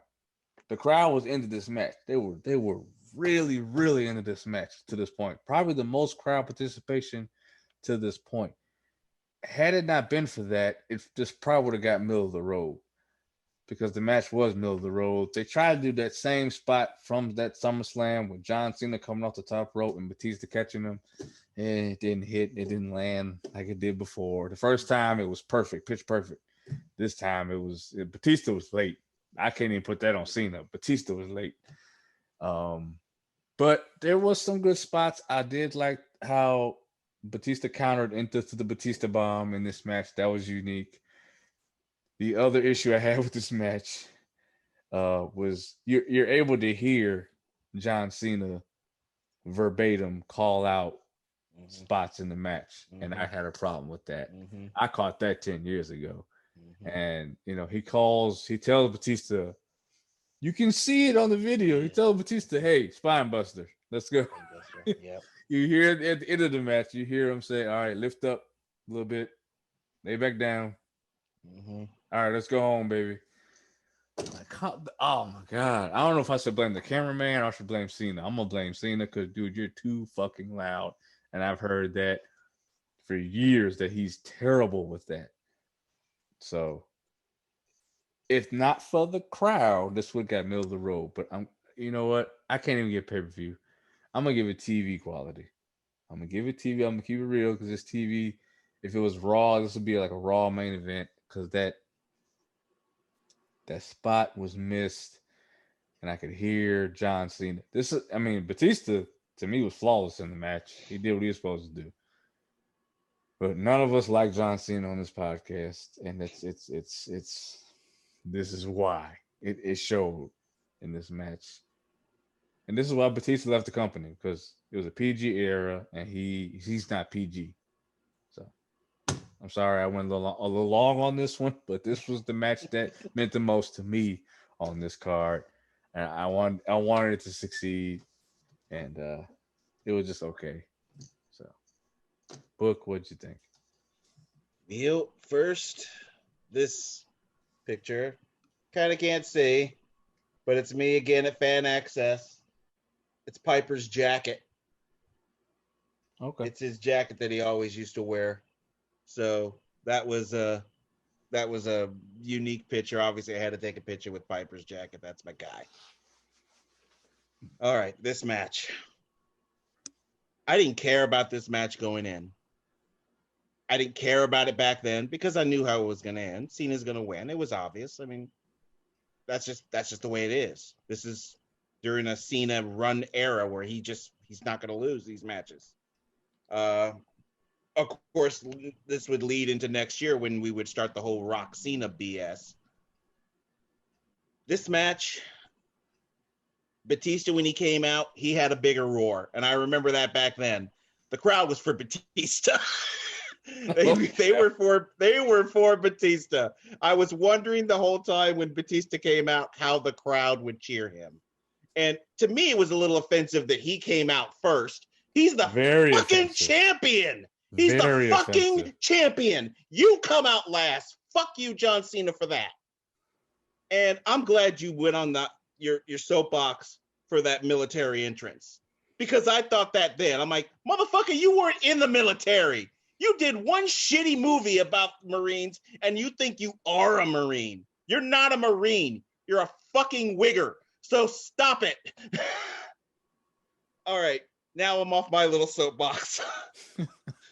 But praise to you. Preach, bro.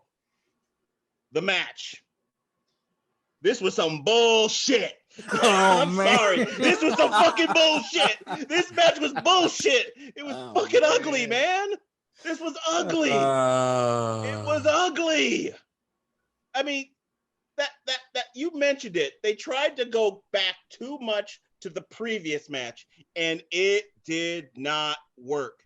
And the ambassador, Yeah, the ambassadors mentioned this. That STF, every single time Cena puts it on, it is the worst fucking move. There's an episode you should do, worst finishing moves, because that should be on it. The STF is so painful to watch because you look at it and they get really close. And I'm like, that's not hurting him. I mean, he's just resting his arms on the side of his head. It doesn't hurt. My suspension of disbelief is gone. This match was crap. It was shit. It was predictable. It was lazy. They went back to what worked previously, and it didn't work again. This was shit. And this WrestleMania, I mean, I'm not going to shit totally on this WrestleMania. It's still one of the greatest moments of my life. But some of the matches were not that good. And I wish I'd, if there was other WrestleManias, I could switch and go to them. There's a few I could think of over this one. But it was my first WrestleMania, so I still have a soft spot, but this match was some bull shit. Oh man. Well, go ahead, Rob. I'll talk about it at the end. I'll make it quick. Look, the wrestling itself, to me, barely made pay-per-view quality, but and Big E, you kind of alluded to this, and Book, you continued it. We all knew how this match was going to turn out. I mean, that whole entrance that you both have spoken about is all to make Cena look like this big superhero. We know how this match is going to end, so I am not invested. And so to me, that is some bullshit. I should be invested in every single match you're putting on the card.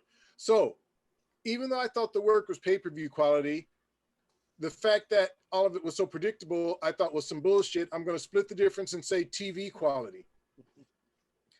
I cannot be invested or compelled by a match where I already know who is going to win.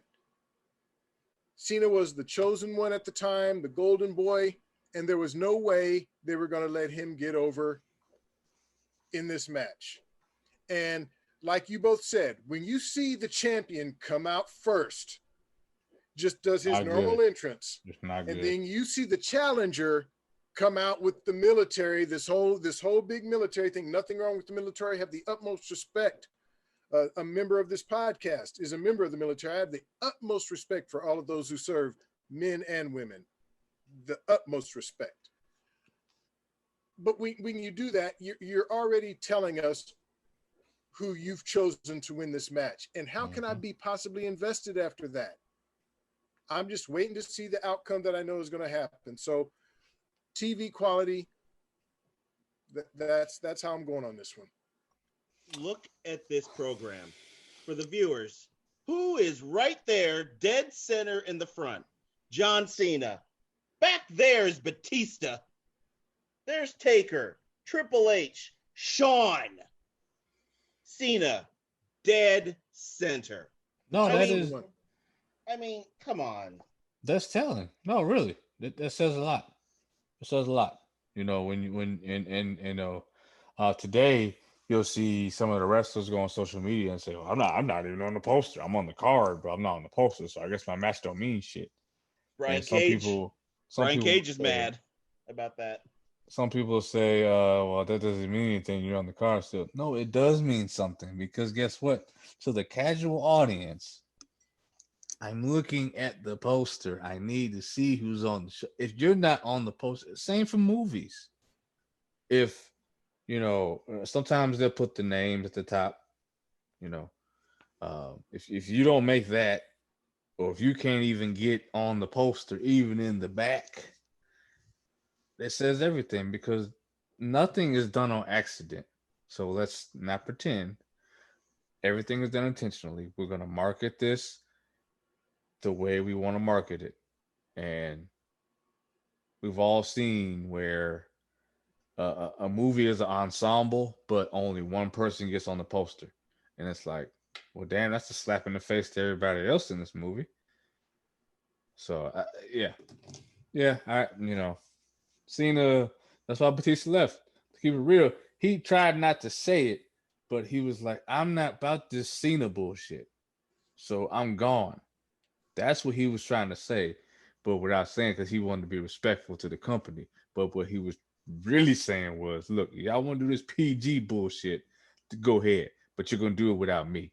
I'm gone." Yeah. And that STFU finisher, I mean, if you're going to apply, at least make it look like it. I mean, and there's a wrestler who WWE will not mention anymore who could apply that hold and make you feel like, okay, this, I see why they tap. It hurts. But looking at Cena's, I'm like looking at it like, I could do that's that. that's how Batista loses. He taps out to that. That move didn't, the way Cena had it applied didn't even look like it hurt. No. The last time I saw Cena put that on somebody that it actually looked painful, and I guarantee you it had to do with the person, not him, was Triple H. Triple H. Triple H gave him his arm. Like, dude, you ain't Yeah, he finna, if I'm forced gonna it. tap out, you gonna make this shit look Yeah, like he it made hurt. it work. Right. That was Triple H. Yeah. Yeah. So, I mean, That's why Cena just, I mean, he's terrible. yeah. Well, I'm not as big a Cena hater as most people. Look, I don't think dude is the greatest wrestler, but I think if you put him in the ring with the right person, he can put on a great match. I mean, look, he has charisma. He can do a solid promo. I'm not as big a hater. He can do a solid promo. He can. I mean, he can. He can do it. Yeah, I mean, come on. He You shut can't some say people there's down. nothing good about dude, but I just feel like WWE ran with him too long. Too long. And I still say at some point they should have turned him heel. I think that would have. Well, that wasn't on him. I agree. I read he spent $5,000 on ring gear and an entrance theme that never got used, and he ended up donating the stuff back to the designer that made it for him because it never got used. He was ready. Yeah. He started wearing black. There was times he was changing his gear. He was wearing black. He wanted to do it. He wanted to go heel. It wasn't always on him. Vince didn't want to lose out on the money he was getting from all the kids buying all the gear, all the parents buying Cena gear for their kids. He wouldn't have lost lose out on all that money. He wouldn't have lost anything. Those kids would have still cheered him.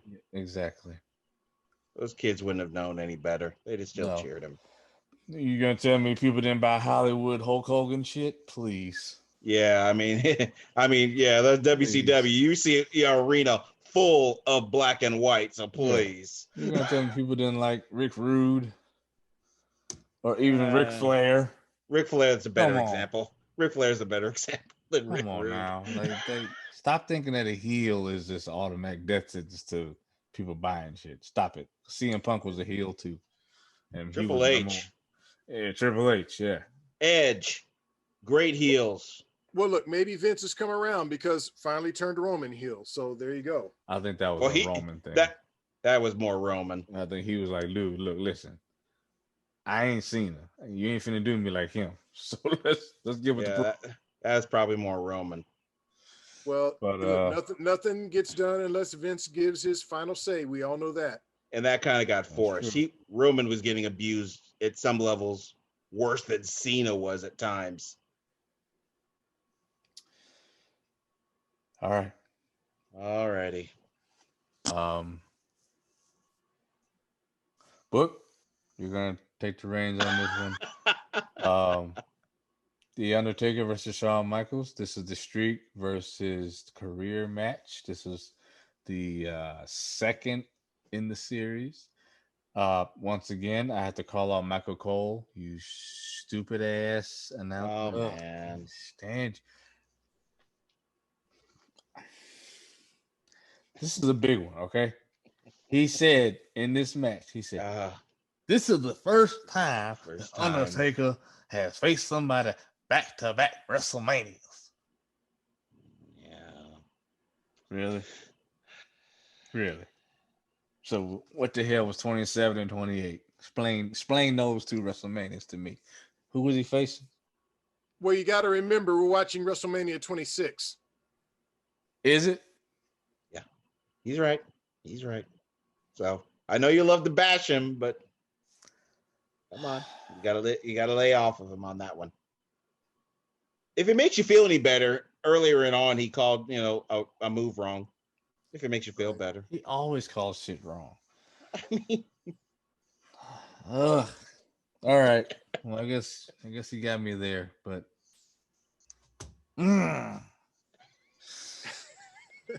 Just, Sorry to ruin You- your Cole bashing moment there. It- Sorry. yeah, with Burns- you it's Michael Cole, me it's the women of AEW. We all have our crosses to bear. Yeah. But I will say this: he is still not as bad as Matt. Striker. Oh God, he really just. Well, Anyway. Striker wasn't around. He wasn't around very long. Let's get to this.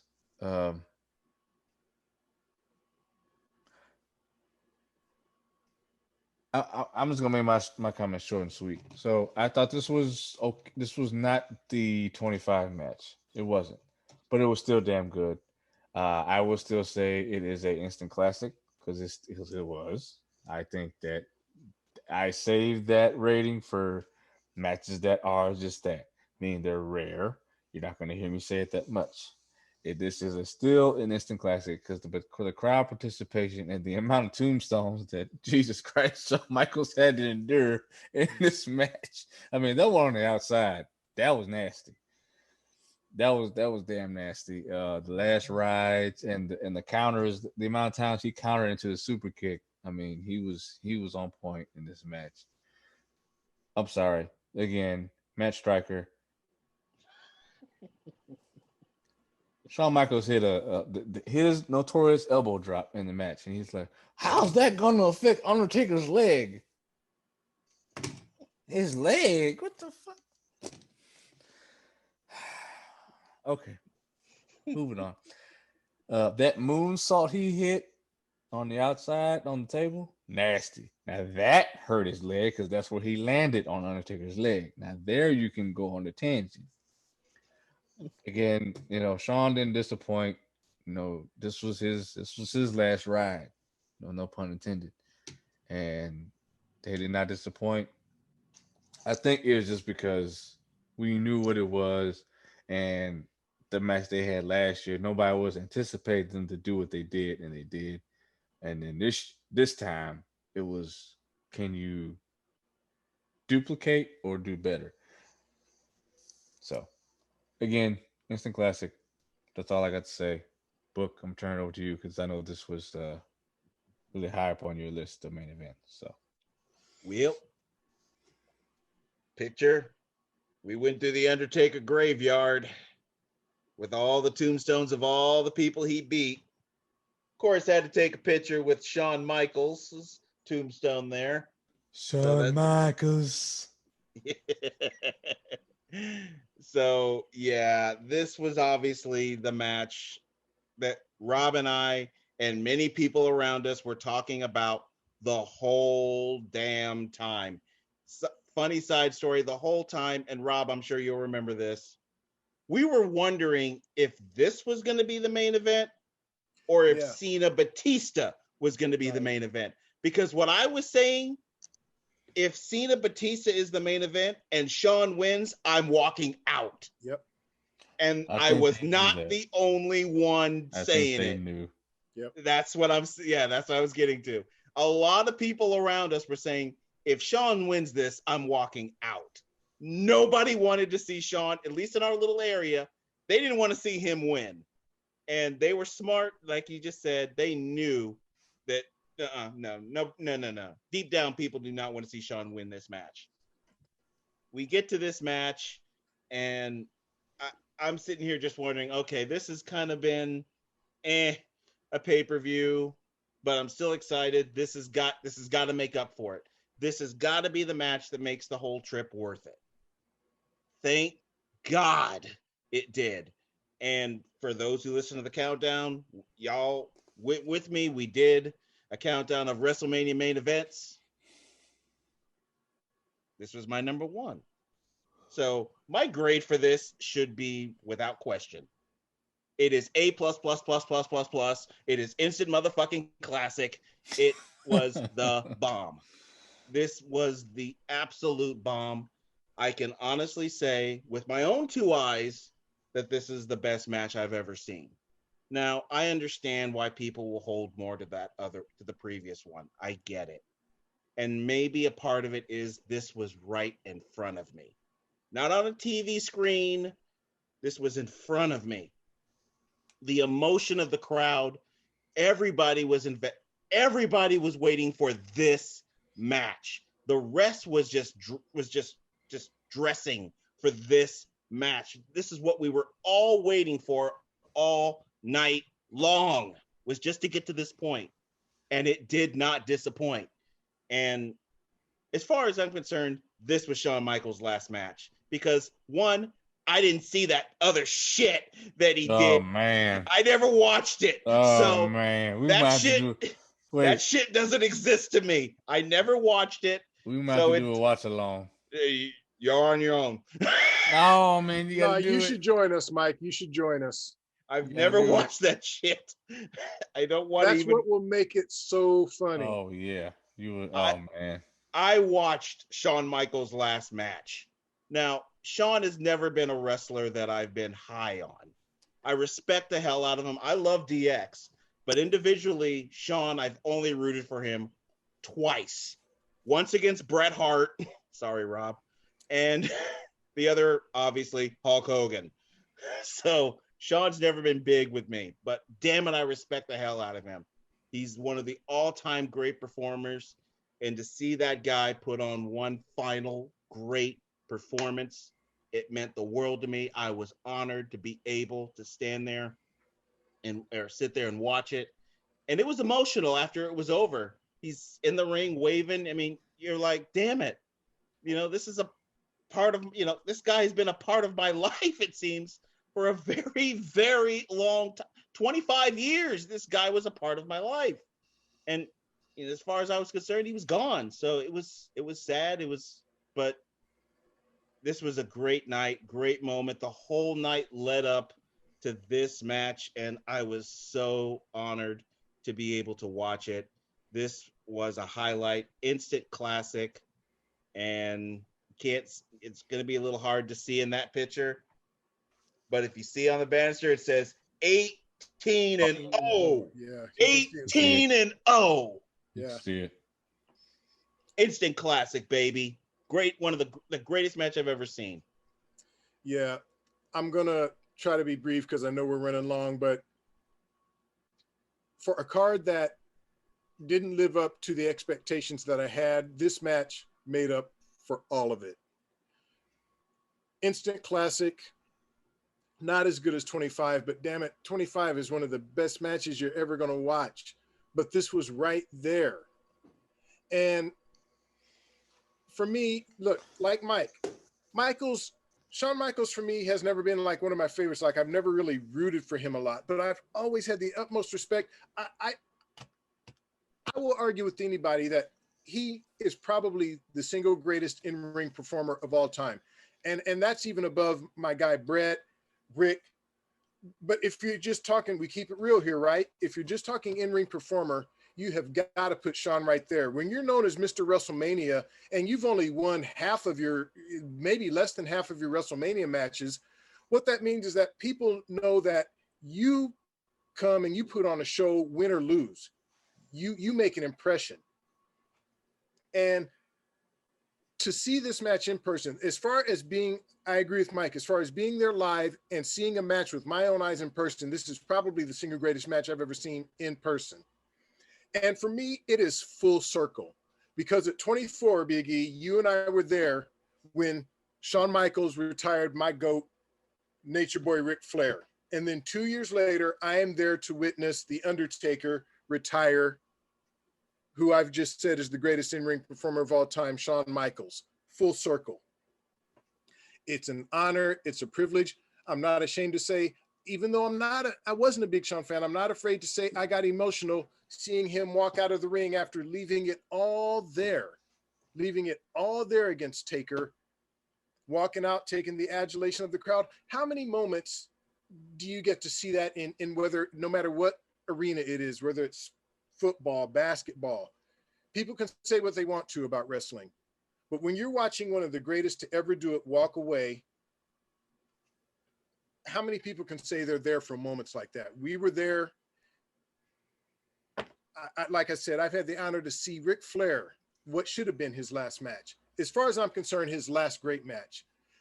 Same with Shawn, his last great match. The only matches that ever really will matter as far as when people look at the end of their careers. To be able to say I was there for both of those in person, man, you know what? It's just an honor, just an honor. And one last thing I want to say about this entire trip for me and Mike. Mike and I were at Fan Access, and at the very same time, he was meeting one of his favorites of all time, Roddy Piper, getting his autograph, talking with him.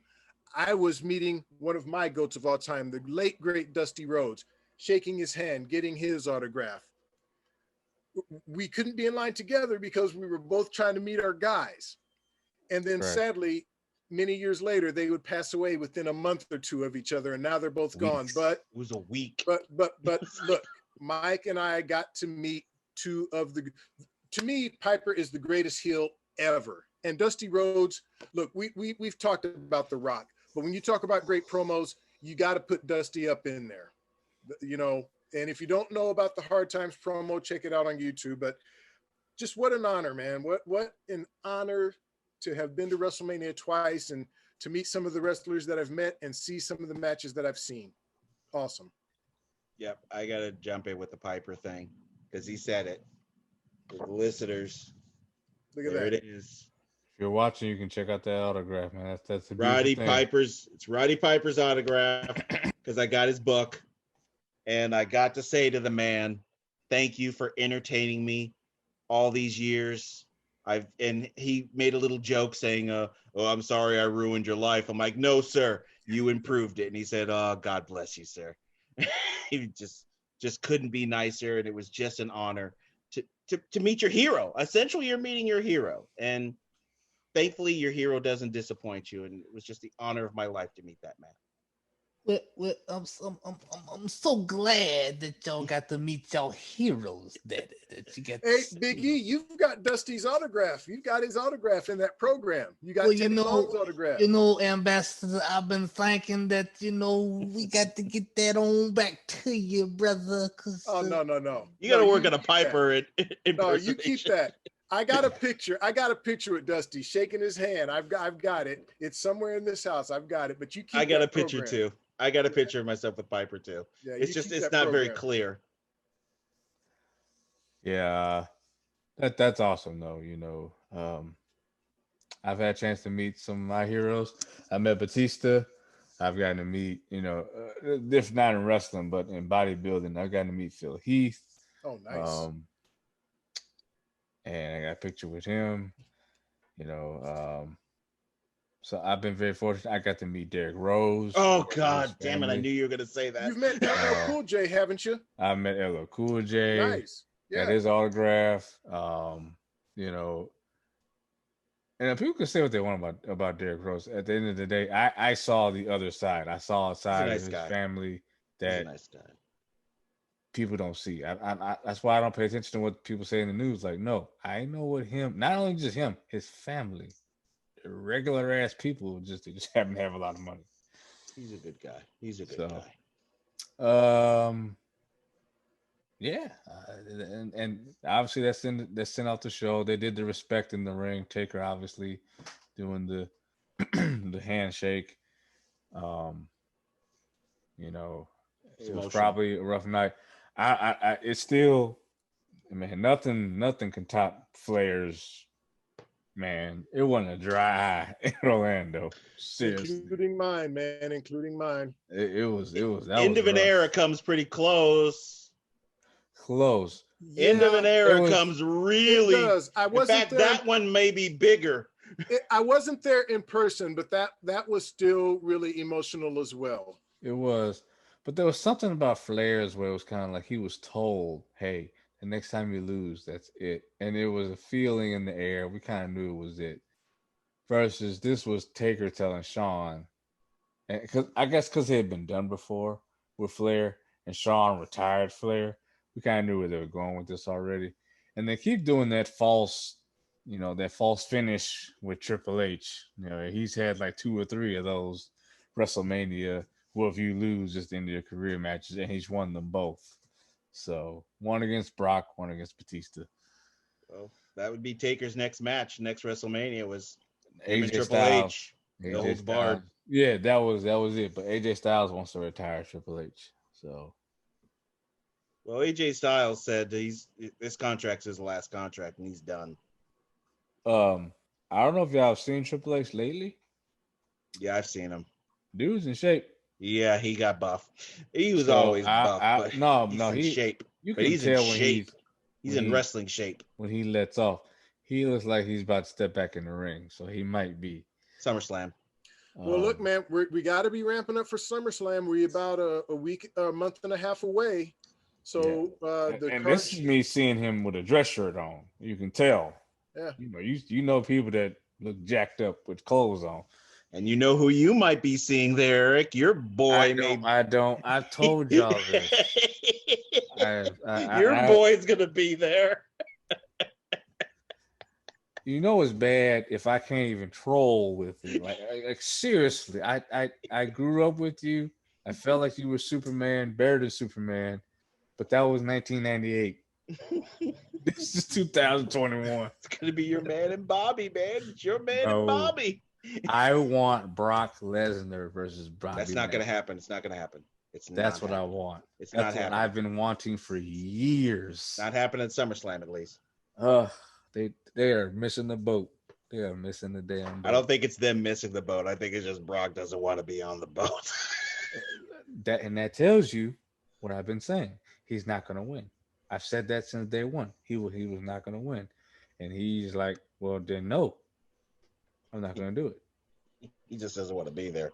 There's no other reason, because they're going to pay him. So you get your man and Bobby. Look, I don't want that. You keep trying to say, I know that doesn't even make any sense. Bobby Lashley, I think he was 42, and he looks 32. They do spears. You get spear versus spear. No. I'm trying. I'm not even being mean. I'm trying. Well, look, but I don't think personally. I don't think Goldberg and Bobby is the main event. I don't think they're done. Roman is going to top the card. It's just a matter of who they get to go against Roman now. They should just do the match they've been trying to do for years. Just put Roman and Goldberg together. They're trying to do spear versus spear for years now. Just do that. Because it doesn't make sense for Goldberg to face Bobby. That doesn't make any fucking sense. Well, the match would be short. And I also would be scared that, as much as I love Goldberg, and he is a minority because he's a Jew, but he be slipping too with the shit he be saying. So he don't mean it in a derogatory way. No, he doesn't mean it. But he doesn't mean it. Shit, he slip up like, come on, man, you can't say that. But I don't want. I was fine with his first return. That one against Brock, that was good. Let's put you, and he got in great shape for that. And he did the job. He gave Brock the title, and okay. And then next year you're in the Hall of Fame. Okay, you're done. Wrestling's done. Go do your TV shows. Do your car commercials. You wanted more. Do your knife shows. Do your movies. No. Now I can't fight. It's money. It's nothing but money. And at the end of the day, I'm not going to knock anybody for getting that money. If Vince is going to call you up and say, hey, I'm about to pay you $5 million for one match, are you going to tell him no? Hell no. Hell no. Nobody's going to say no to that. No. So, well, look, man, we'll just see. Like I said, we'll I just see. hope that the rest of the card shapes up to be solid. You're in Vegas. You're at Reliant Stadium. I don't know how many people that holds, but it must hold between 70 and 75,000 people. I'm worried. We'll see. I'm sensing a shit show. We'll see. Stephanie proclaimed a lot of surprises. So I'm guessing Triple H is one of them because he looks like he's tip top. Well, that's not He even a looks- So surprise. who's Triple H He looks face? tip-top. Him and AJ? AJ. I think they won't do that for Mania. I think Triple H could face anybody really, just because he hasn't wrestled in so long. It's been 2 years, so I mean he could wrestle anybody at this point, and it'll be a ratings getter. He'll win Just put him in there against AJ. Mania. That's That gotta probably be a will Mania. save it for Mania, but just do it at SummerSlam. No, I want to see it at SummerSlam. Do it I at don't need Mania. to see it. I don't want to see it at Mania. I do. I need the biggest crowd for the best in the world against the game. Even though we might be there. Yeah. Yeah. Wait, now is it Dallas first or is it LA first? It's Dallas first, Dallas. then LA. Okay. Then LA. Okay. That's why Mike and I are planning to go, because we are anticipating that since it's in Texas, they will induct Taker into the Hall of Fame. That's Well, what that we're would make hoping. sense. That would only. I don't make want to sense. miss that. I can't miss that. I miss And I can Piper. see Hollywood being The Rock. That's only Right. proper. It's only proper. Yeah. Yep. Which Rob may want to go to that. The question is, do they ever get to Roman versus Rock? Because I keep hearing about this shit. I don't believe they ever do. That'll be Mania. I can't see them doing it though. I can. It's at Mania. It either happens in Dallas or in LA. Well, If we it know doesn't who's happen by winning. then, it's never going to happen. We know who's winning that. There's no way in hell they bring Rock back to win and beat Roman. He's not sticking around. No, he's not going to win, but that's not why we're paying to see it. We know Roman wins. We're paying to see it because it's the biggest movie star in the world. I'm gonna watch against it. the biggest wrestler in the world. Yeah. There's no doubt. I'll watch it, but I don't know. But I want to see it. I do. I really do. Yeah. All right. And look, We're- the build-up will be like so many Oh, matches man. we've seen. The build-up will be much better than the match itself. yeah. Just say Those- it, Rock Cena. Yeah, exactly. This would be better than Rock Cena because they actually have their family. And the Yeah. Rock's promos, when you can dig up real dirt, that just digs even deeper. Yeah, but that'll make the match worse. When but- the hype but is Roman- even better, then it makes the match can potentially look even worse. But at this point, Roman can dig up dirt on him as well. So I mean, It could be, like I said, the build-up will be better than the match. You but- two want to see But it. I if don't that want to match see it. happens, that transcends wrestling. That's covered They're on gonna- the Today Show. It's covered on ESPN. Oh, yeah. It's covered on CBS Yeah. Evening News.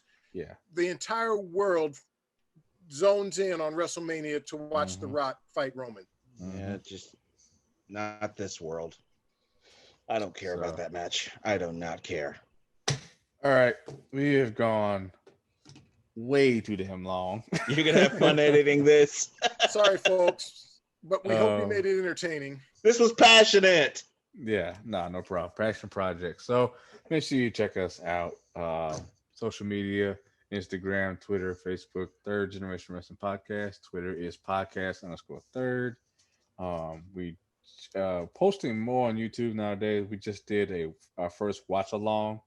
It was a throwback because the Great American Bash 4th of July just happened. So Great American Bash, you can watch Sting versus Ric Flair for the NWA Championship from Get your boy. 1990.